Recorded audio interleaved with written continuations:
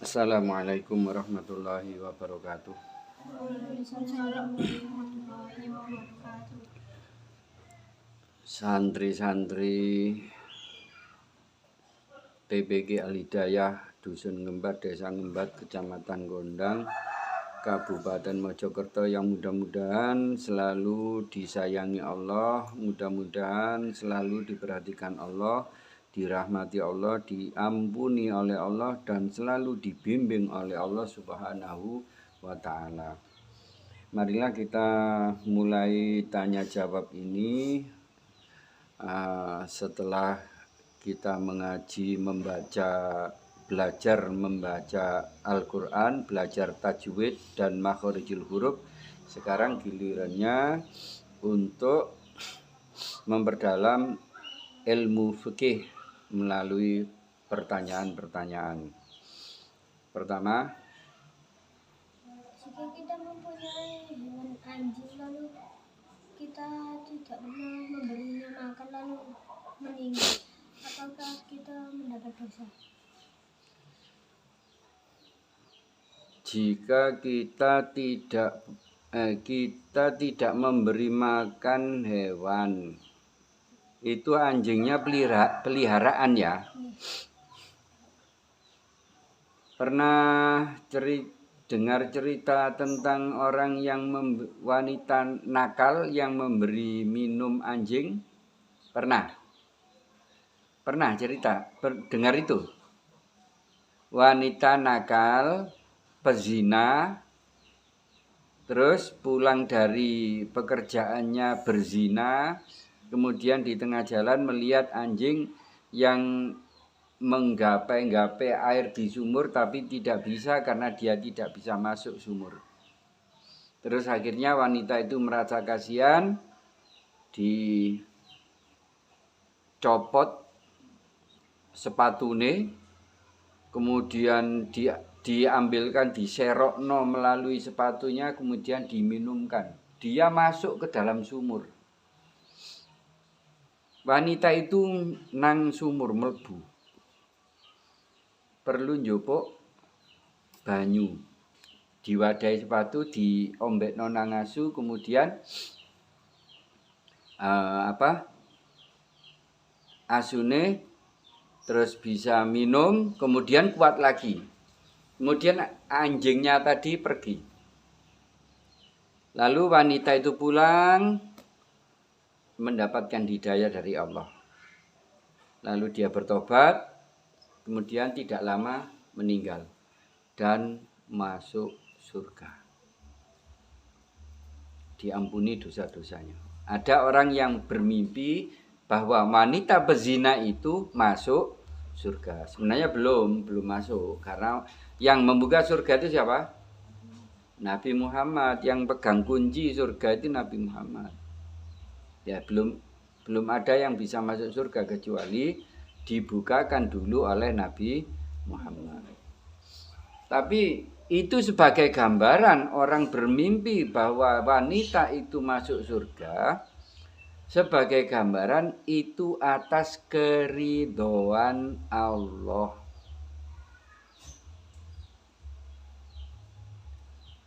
Makhluknya Allah disayangi, dikasih makan, kemudian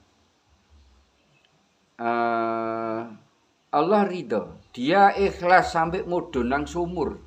Sing wanita ini mudhun nang sumur njupukno banyune anjing. Sebenarnya kalau kita lihat, anjing itu binatang yang najis. Binatang najis pun itu ciptaan Allah. Jadi kita tidak boleh semena-mena.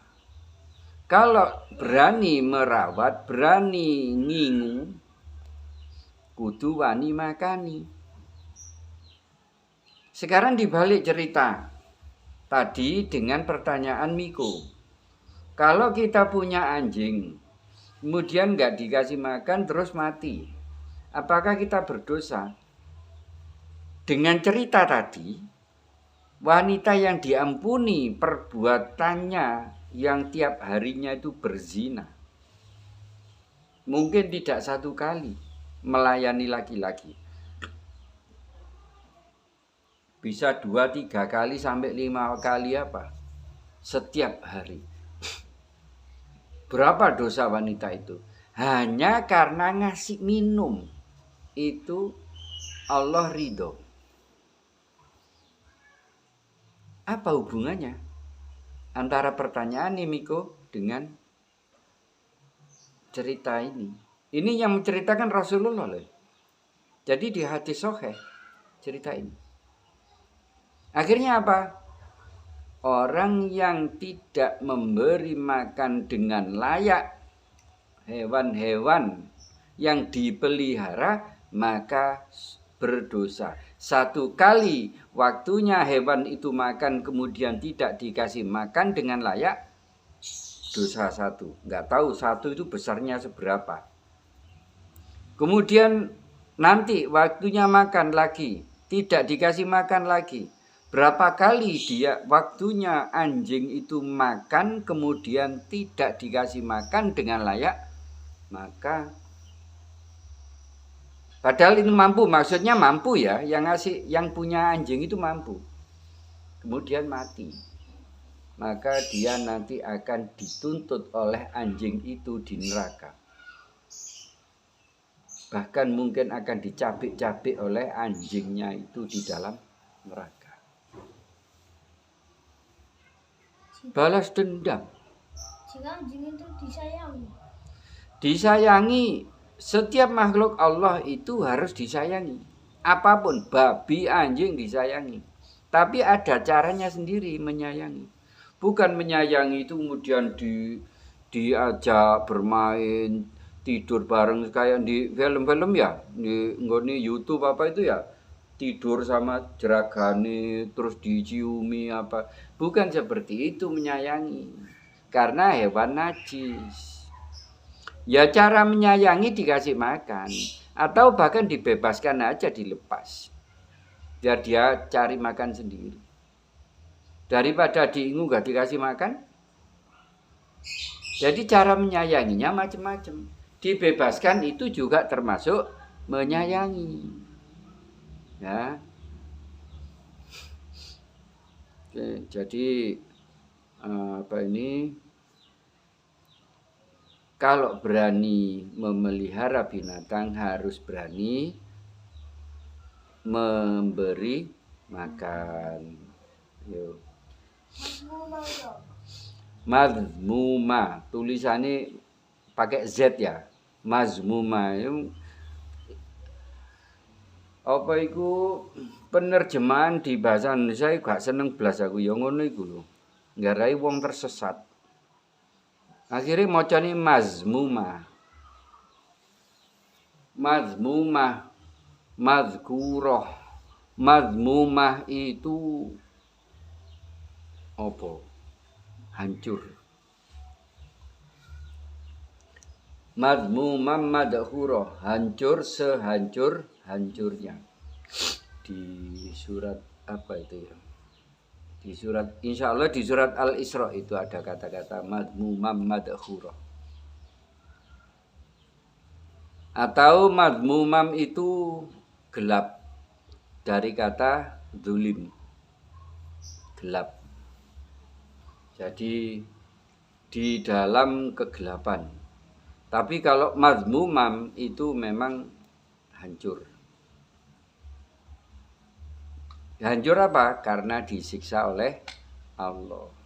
Itu mazmumam. Ayo. Orang yang melukai dirinya sendiri termasuk golongan orang yang melukai dirinya sendiri. Apa saja jenis melukai diri? Mungkin tindik. Laki-laki pakai tindikan ya. Irung. Ini. Aku mangketok wong wedok tindik irung gini. Pas padha nyervise sepeda motor nek bengkel ketemu lho tindikan. Mu wong iki karo pokoke. Terus kadang lambe. Kadang di India wis. Ilat ono. Terus apa maneh ya. Mungkin ngetes ilmu ya, ilmu kebal diiris dicocodom. Itu semua menyakiti kan? Termasuk juga olahraga yang menyakiti. Apa? Tinju. Apa meneh? Boxing beda, tinju sama boxing beda. Thai boxing itu pakai kaki. Kalau tinju kan tangan tok ini. Thai boxing pakai kaki. Kalau karate bagaimana? Kalau karate masih tidak menyakiti. Karena ini dikasih deker. Terus enggak boleh mukul wajah. Nah, kalau tinjuan aja ini wajahnya yang dipukul. Sirai dirah. Digoleki kelemahane dhek ndek ndine, ndek wetenge apa ndek sirahe apa ndek pilingane kene apa ndek tengkuke kene. Iku wis ndirah. Itu olahraga yang menyakiti. Bagaimana dengan balapan? Balapan mobil, ya itu juga menyakiti. Ya kecelakaan. Nah, akeh kan kecelakaan, bukan 1, 2 atau jarang-jarang, sering kecelakaan. Bahkan waktu sik latihan tok iku sering kali kecelakaan. Sik latihan. Nah, rumusnya di dalam surat Al-Baqarah Allah berfirman walatulku ila tahluka. Walatulku anfusakum ila tahlukah. Dan jangan kamu menceburkan dirimu, menenggelamkan dirimu di dalam kebinasaan, termasuk menyakiti tadi. Lah yo gantengan bersih ngene timbang ditendek, dikapakno. Mari mungkin ini digambari, ditanto bareng. Itu perbuatan menyakiti. Apapun menyakiti itu berarti tidak menjaga amanah Allah berupa badan ini. Padahal badan ini kata Allah wa ma khalaqatul jinna wal insa illa liya'budun. Tidak aku ciptakan jin dan manusia kecuali adalah untuk beribadah. Nah, saiki bayangno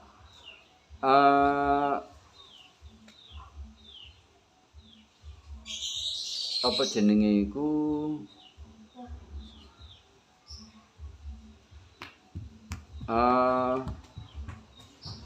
kalau kita apa mang? Sik iki mang ngomong apa? Kepedhot tamah emang lali.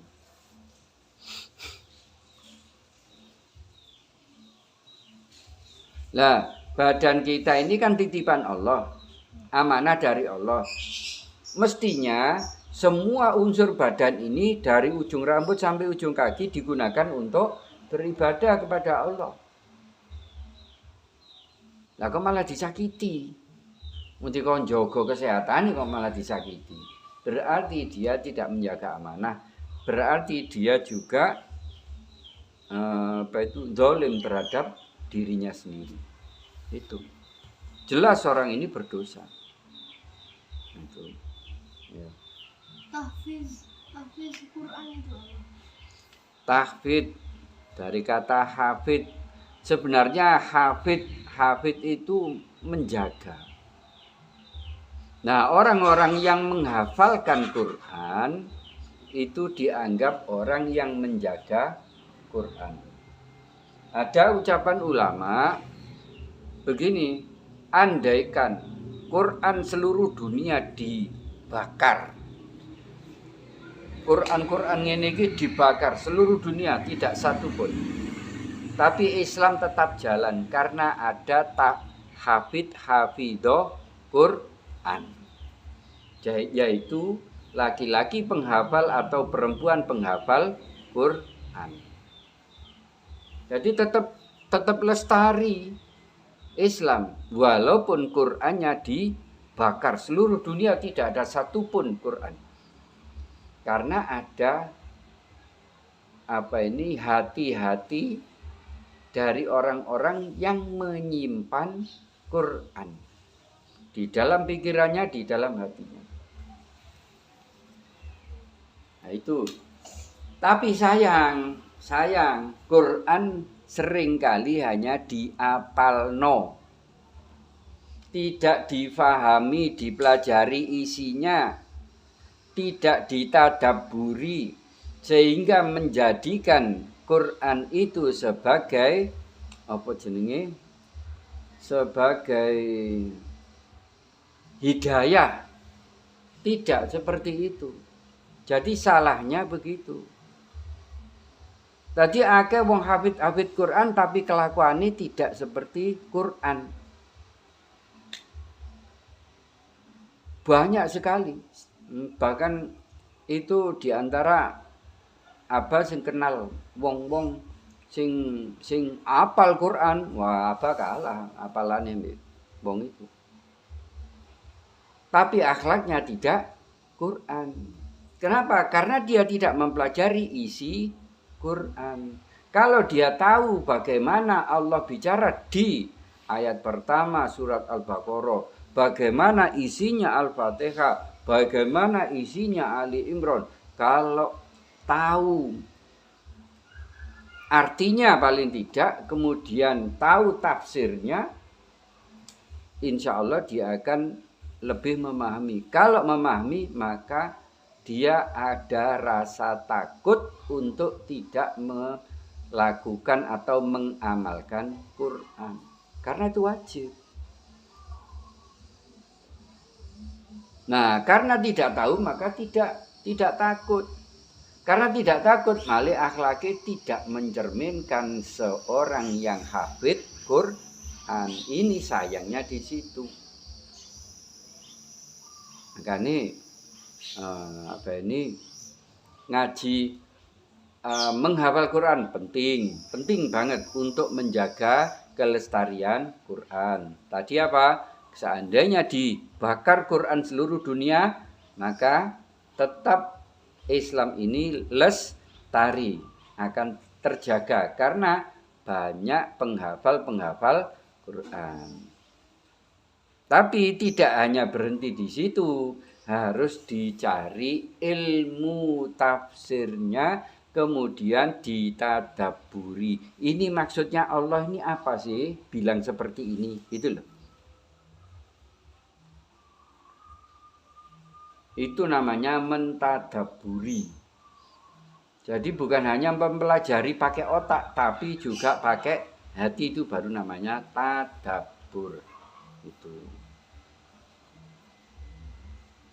Udah, kita tutup. Mudah-mudahan jawaban-jawaban tadi sudah mewakili dari 4 pertanyaan.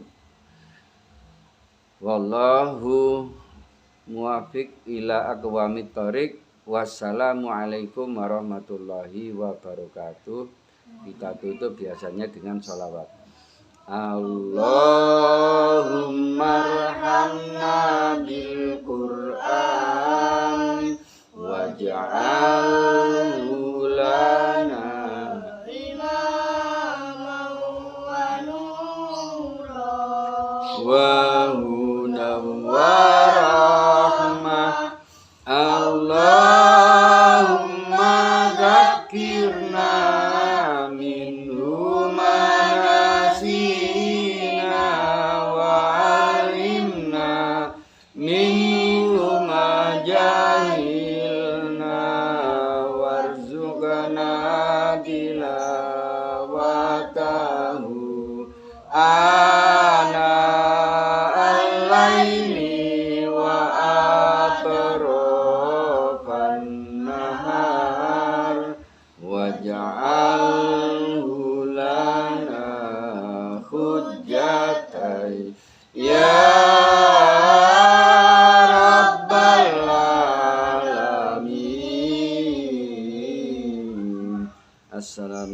Assalamualaikum warahmatullahi wabarakatuh.